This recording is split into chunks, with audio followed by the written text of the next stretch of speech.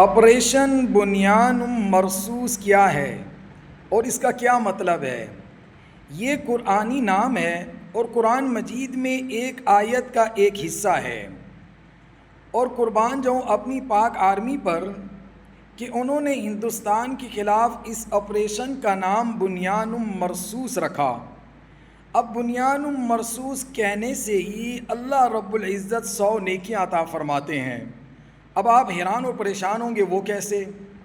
بنیان مرصوص کے اندر 10 حروف ہیں، اور قرآن مجید کا ایک حرف اگر کوئی شخص تلاوت کرتا ہے، پڑھتا ہے، تو اس کو ایک حرف کے بدلے میں 10 نیکیاں ملتی ہیں۔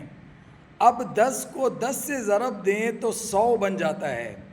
تو بنیان مرصوص کہنے پر ہی اللہ تعالیٰ کی طرف سے 100 نیکیاں عطا کر دی جاتی ہیں، کیونکہ یہ قرآن مجید کی آیت کا ایک حصہ ہے۔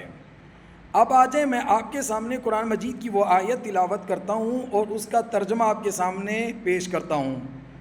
اللہ رب العزت نے اپنے کلام مجید میں ارشاد فرمایا، ان اللہ یحب الذین یقاتلون فی سبیلہ کأنہم بنیان مرصوص۔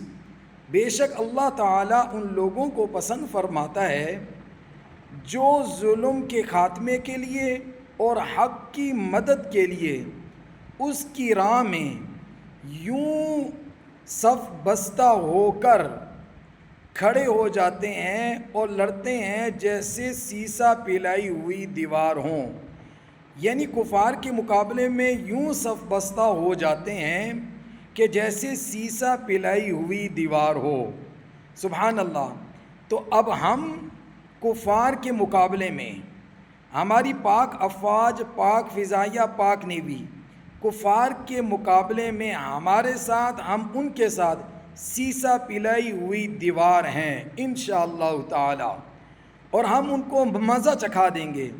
آج کے بعد وہ یاد رکھیں گے، الحمدللہ الحمدللہ ثم الحمدللہ، ہماری پاک فوج، پاک فضائیہ نے وہ جواب ان کو دیا ہے کہ ان کی 7 نسلیں یاد رکھیں گی۔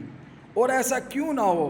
کیونکہ قرآنی نام ہے اور اس کی برکت ہے، اسی لیے کہا بنیان مرصوص۔ تو بنیان مرصوص کا مطلب کیا ہوا؟ سیسا پلائی ہوئی دیوار۔ اللہ رب العزت ہماری پاک آرمی کو، پاک فضائیہ کو، پاک نیوی کو ہر قدم پر فتح عطا فرمائے اور ان کی نصرت فرمائے، انہیں کامیابی عطا فرمائے، اور ہمارے دشمن ہندوستان کو نیست اور نابود فرمائے۔ پاکستان ہمیشہ زندہ باد۔